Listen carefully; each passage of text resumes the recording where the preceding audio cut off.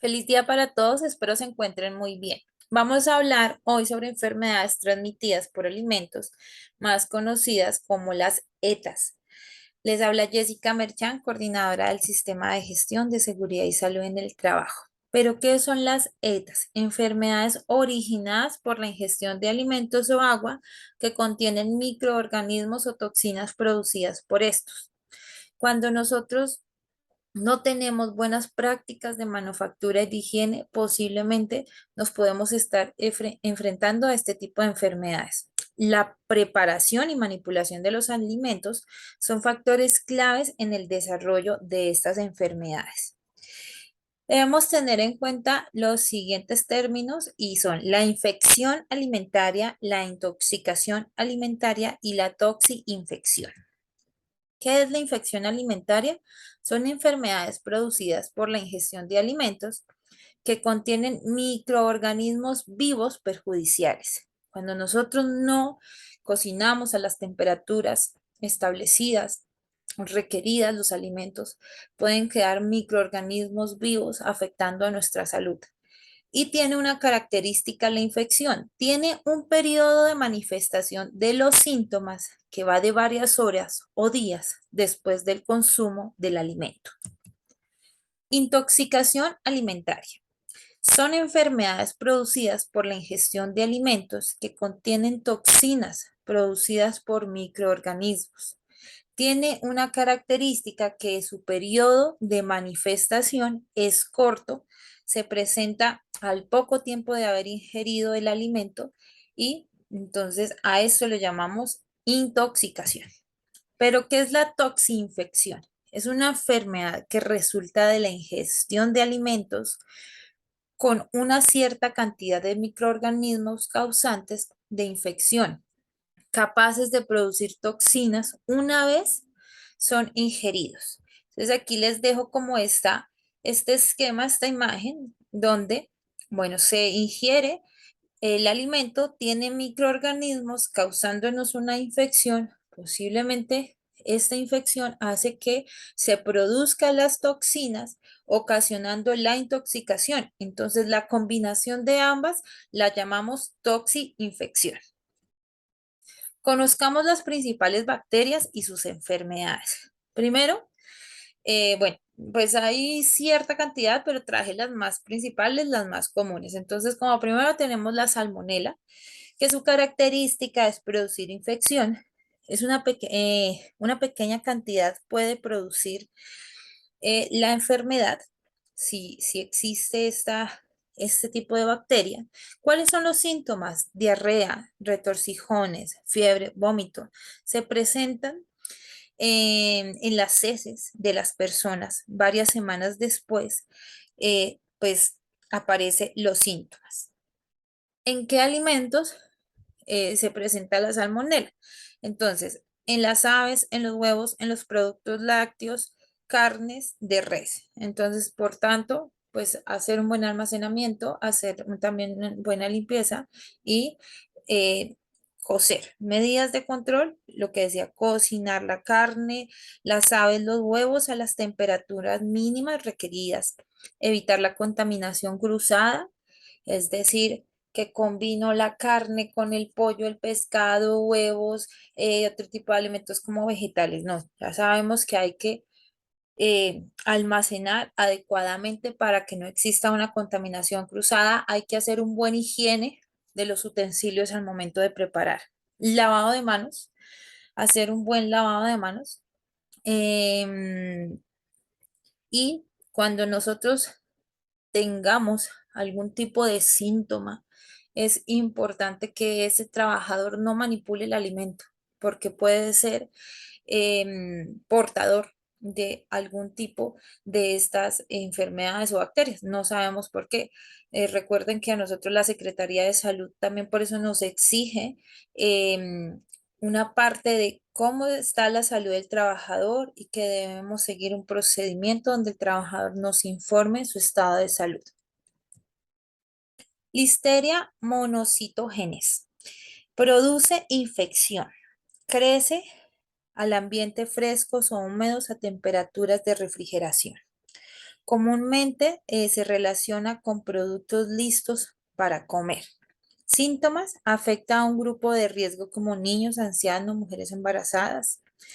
Meningitis, abortos o feto muerto, diarrea y fiebre y fiebres. Entonces, esta listeria es súper, súper delicada, sobre todo en este rango de personas, de los niños, ancianos y mujeres embarazadas. ¿En qué alimentos están implicados? Entonces, los lácteos mal pasteurizados, carnes mal cocidas, quesos, helados, alimentos refrigerados ya cocidos, alimentos vencidos. Entonces, recordemos que un alimento vencido no debe estar en un refrigerador, no debe estar, sino ya se debe eliminar. Medidas de control: desechar productos que haya sobrepasado su fecha de caducidad, no servir productos elaborados con leche mal pasteurizada. Entonces, siempre tener el proveedor que nos garantice la calidad, ¿cierto? Conocer adecuadamente los alimentos de origen animal. También es importante qué proveedor y cómo es ese manejo, ¿sí? Entonces, es importante un poquito indagar de dónde me están y cómo es el procedimiento de donde yo estoy adquiriendo este tipo de alimento de origen animal. Prevenir la contaminación cruzada nuevamente, entonces, porque si un solo alimento tuviera este tipo de bacteria, pues me las va a contaminar a los demás. Y des en cuenta el gran riesgo que corre para una gran parte de la población. Vibrio cholerae. Su característica: produce infección, síntomas, diarreas profundas con consistencia de agua de arroz, dolor abdominal. Los alimentos: aguas contaminadas, pescados, mariscos provenientes de aguas contaminadas. Las medidas de control: abastecerse de pescados y mariscos de un proveedor confiable, cocinarlos adecuadamente, beber solo agua potable, es importantísimo, lavar correctamente verduras y frutas y lavado de manos. Bacillus cereus. Característica: forma esporas y toxinas en el alimento. Nos produce una intoxicación, comúnmente relacionada con el arroz. Síntomas: diarrea, dolor abdominal sin fiebre, diarrea, vómitos. Alimentos implicados: maíz cocido, papas cocidas, vegetales cocidos, productos de carne, arroz, pastas, alimentos cocidos con inadecuado enfriamiento. Medidas de control: cocinar los alimentos a las temperaturas mínimas requeridas, conservar los alimentos fuera de la zona de temperaturas de peligro, recalentamientos adecuados a 74 grados centígrados por 15 segundos, evitar cocciones lentas que alcancen los 60 grados centígrados en menos de 2 horas. Staphylococcus. Su característica: forma toxina en el alimento generando intoxicación. Se encuentra particularmente en el hombre, en el cabello, la nariz, la garganta o llagas. La cocción no destruye la toxina. A veces creemos que las temperaturas altas en la nevera y la cocción a temperaturas altas van a eliminar todos estos microorganismos y no siempre de acuerdo a la bacteria que estamos presentando. Síntomas: vómitos, náuseas, puede producir diarrea. Alimentos implicados: alimentos cocidos contaminados por los manipuladores, jamón cocidos, cremas, pasteleras, helados. Y las medidas de control: lavado de manos, importantísimo. Heridas leves de las manos protegidas con apósitos y guantes. Entonces, ¿por qué una de las buenas prácticas es el uso de los guantes en ciertos procesos de la alimentación? y es obligatorio cuando las personas tienen, así sea, un cortoncito. Entonces, aquí nos están diciendo, ¿cuál es la medida? Si yo tengo un cortón en la mano, tengo una laceración, debo, uno, realizarme limpieza, desinfección de esa herida. Segundo, taparla, ya sea con curas, con apósitos, y además de eso, tener mi guante. Evitar el contacto de las manos con nariz y otras partes del cuerpo. eh, Comúnmente vemos personas que para todos nos tenemos que estar tocando la nariz, el cabello, la cara, la ropa, ¿cierto?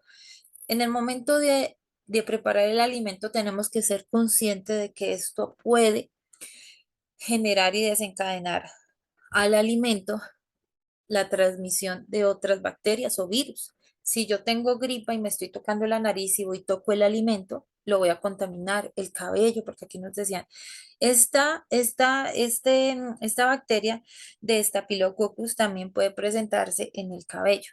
Entonces, ¿qué debo hacer si yo de pronto cometo este error? Así tenga guantes o no tenga guantes, lavarme las manos. Si por error me toqué la nariz o el cabello o otra parte del cuerpo, debo lavarme las manos para continuar manipulando el alimento. Mantener los alimentos fuera de una zona de temperaturas peligrosas. Clostridium botulinum.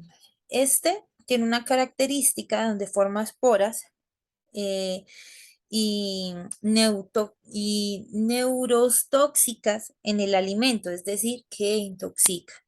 Se relaciona con verduras que crecen dentro de la tierra, como la cebolla, las papas, la zanahoria.